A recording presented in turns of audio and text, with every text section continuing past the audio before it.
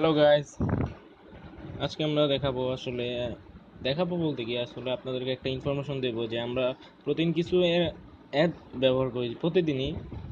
আসলে যেগুলো আমাদের ফোনের র্যামকেও ক্ষতি করছে, আসলে ফোন স্লো করে দিচ্ছে, আরও অনেক কিছুই করে ভিতর ভিতরে, কিন্তু আমরা বুঝতে পারি না। তো চলেন এই ইনফরমেশনগুলো জেনে নিই।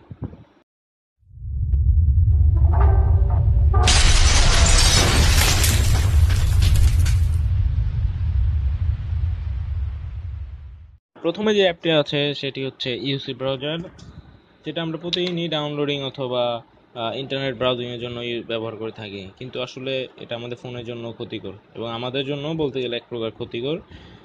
যেমন বলতে গেলে ইউসি ব্রাউজারে কিন্তু দেখতে পারবেন যে 18+ কিছু কন্টেন্ট চলে আসে, যেগুলো কিন্তু আসলে আমাদের জন্য দরকার নেই। তারপর আবার একটা রিপোর্টে বলা হয়েছে যে ইউসি ব্রাউজার থেকে নাকি ইনফরমেশন, ফোনে যে ইনফরমেশন আছে সেগুলো নাকি থার্ড পার্টির কাছে চলে যায়। সেকেন্ড অ্যাপটি আসলে বলতে গেলে কোনো আমাদের পার্সোনাল ক্ষতি করে না, কিন্তু আমাদের ফোনের জন্য একটু ক্ষতিকর হয়ে যায়। সেটা হচ্ছে ফেসবুক।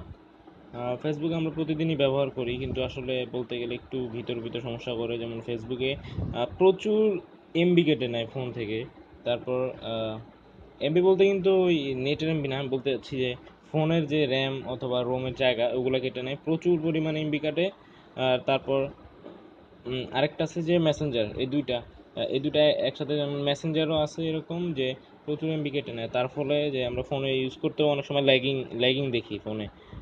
তাই আমরা এই দুটাও ব্যবহার থেকে একটু দূরে থাকার জন্য সুবিধা, তাই তার জন্য ফেসবুক কিন্তু একটা সুবিধা করে দিচ্ছে যে দুইটারই লাইট ভার্সন আছে।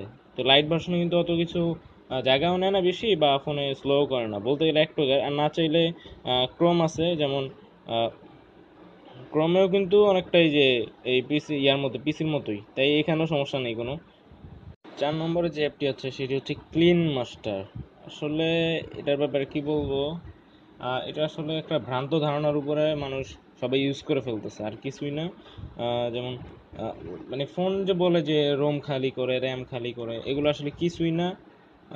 এটা দেখায় জাস্ট এরকম, আর কিছু না, এটা শো করে।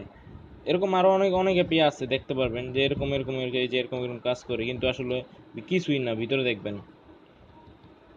তাই এগুলো চাইলে আপনারা আনইনস্টল করে দিতে পারেন। তারপর আরেকটাও আছে এরকম যে আহ, এই যে যত প্রকার ব্যাটারি সেভার আছে, এগুলো কিন্তু পুরাই ফাউল, এগুলো কিছুই না ফোনের জন্য। তো কিছুই না, আরো দেখতে পারবেন অনেক সময় যে অনেক হ্যাকাররা কিন্তু এর পিছে থাকে, ঠিক আছে?